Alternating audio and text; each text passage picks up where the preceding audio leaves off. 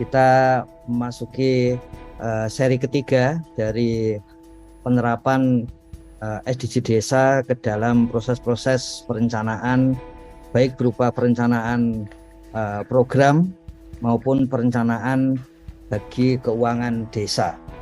Jadi jangan sampai berpikir bahwa SDG Desa selesai pada pendataan, tetapi yang paling penting adalah SDG Desa itu sampai pada penerapan di lapangan.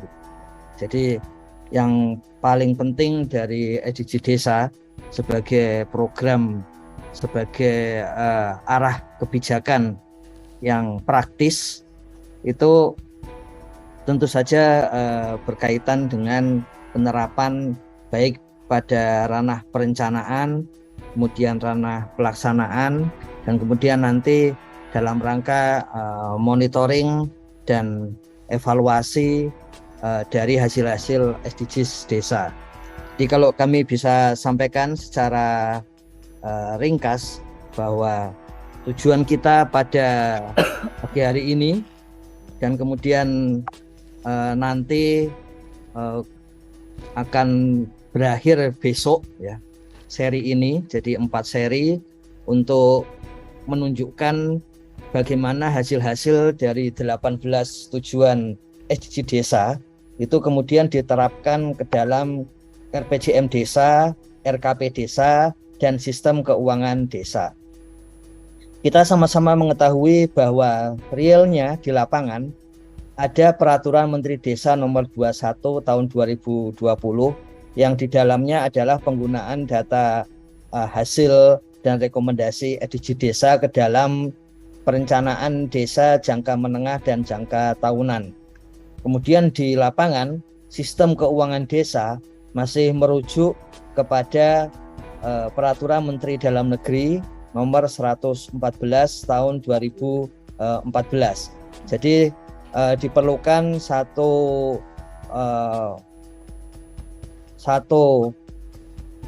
proses praktek yang cerdik supaya keduanya bisa dipadukan. Nah, itulah yang sedang dilakukan sekarang. Jadi secara real keunggulan dari SDG Desa adalah praktis menggunakan data mikro, kemudian dilakukan untuk seluruh warga desa. Sementara keunggulan dari sistem keuangan desa adalah terkoneksi dengan Kementerian Keuangan, terutama untuk proses-proses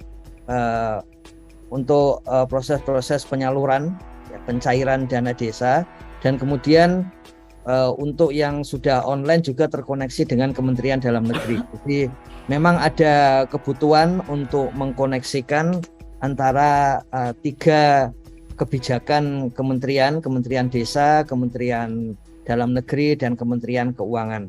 Dan disinilah kita melakukan kegiatan pada pagi hari ini.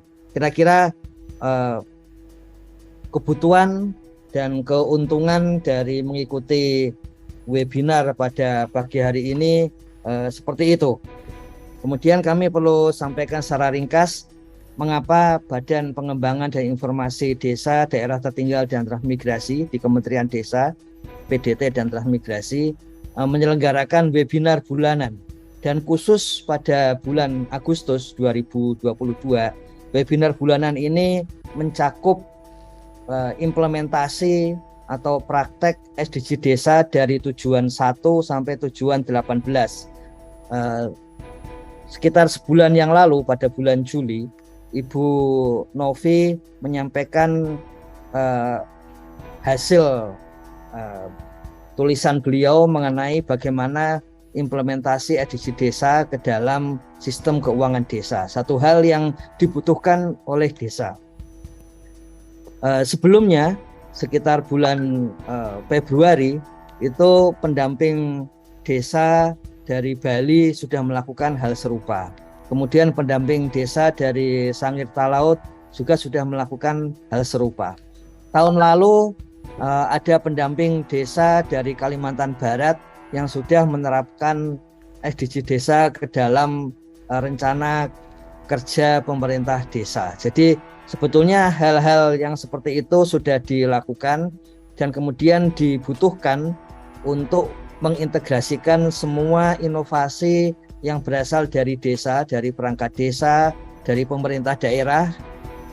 Di Yogyakarta misalnya sudah ada peraturan, dan juga di Jawa Timur ada satu kabupaten yang ada peraturan bupati mengenai penggunaan SDG desa ke dalam perencanaan pembangunan desa.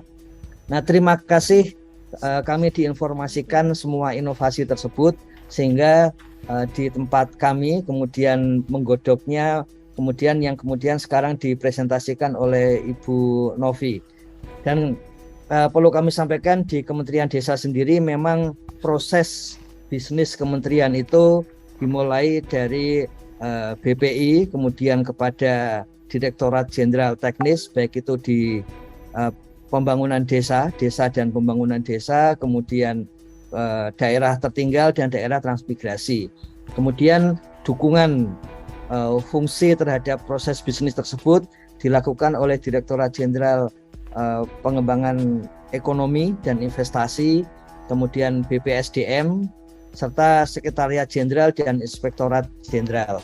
Kemudian khusus berkaitan dengan BPI, memang perlu menyampaikan satu basis ilmu pengetahuan dan data di dalam mengembangkan kebijakan. Jadi evidence based, bahkan scientific based policy making, itulah yang dilakukan oleh BPI. Dan proses webinar bulanan pada dasarnya adalah menyampaikan hasil-hasil scientific based penyusunan kebijakan di Kementerian Desa. Kira-kira konteksnya seperti itu. Kemudian di dalam Kementerian Desa sendiri juga basis awalnya adalah dari layanan data dari Pusat Data dan Informasi yang kemudian dikembangkan oleh Pusat Pengembangan Kebijakan dan kemudian oleh Inovasi Kebijakan. Perlu kami sampaikan bahwa bengkel HAKI, hak atas kekayaan intelektual dan inovasi desa, itu dikembangkan oleh Pusat Inovasi Kebijakan. Memang diketahui bahwa salah satu hal yang penting pada saat ini agility atau kemampuan kebijakan yang bisa menyesuaikan kondisi lapangan itu membutuhkan inovasi-inovasi. Dan salah satu ekosistem inovasi penting adalah desa dan Kementerian Desa. Jadi setiap inovasi dari desa yang disampaikan kepada Kementerian Desa itu menjadi bahan yang penting untuk menyusun kebijakan-kebijakan yang lebih inovatif ke depan. Demikian juga hasil-hasil atau pertanyaan-pertanyaan yang muncul pada akhir webinar itu didiskusikan dan kemudian menjadi bahan-bahan untuk peningkatan kualitas kebijakan desa ke depan.